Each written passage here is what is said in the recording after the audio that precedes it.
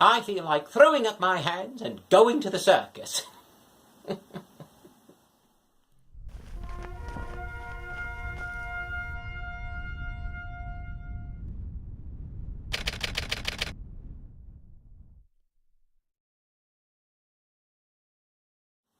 On October the 23rd, 1902, the end came to a very long chapter, paired with the beginning of another long chapter.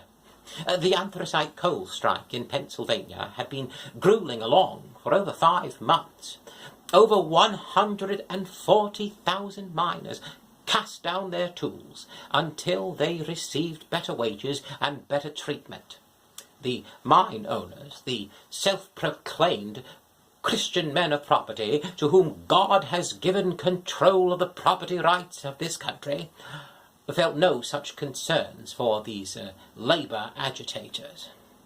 And as the winter progressed and the potential for coal riots became more and more clear, what was also clear was that the owners of the mines would rather die than yield on this high principle of submitting to arbitration with these striking miners.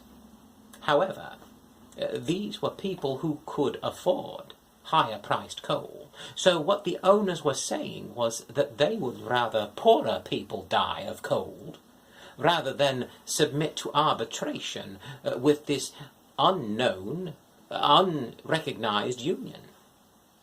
It was no small task bringing both sides to the table for arbitration. The miners, under the mild and measured leadership of John Mitchell, would very happily submit to arbitration by committee.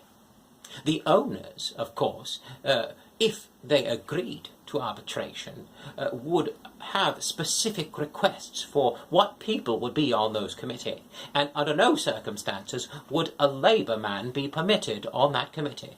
In other words, no one who understood the rights and the needs of those miners. But they did have on their list someone such as an eminent sociologist, and so I proclaimed my labour man to be an eminent sociologist, and they were pleased as could be. It tickled me to realise that these owners would rather die than submit to Tweedledum, but call him Tweedledee, and they would delight with rapture. And so, on the 23rd, the strike ended, and on the 24th, the arbitration began, for 3 months, not including a recess for Christmas. And though the United Mine Workers were not immediately recognised, the miners received better wages and better treatment, and the people were warm for the winter.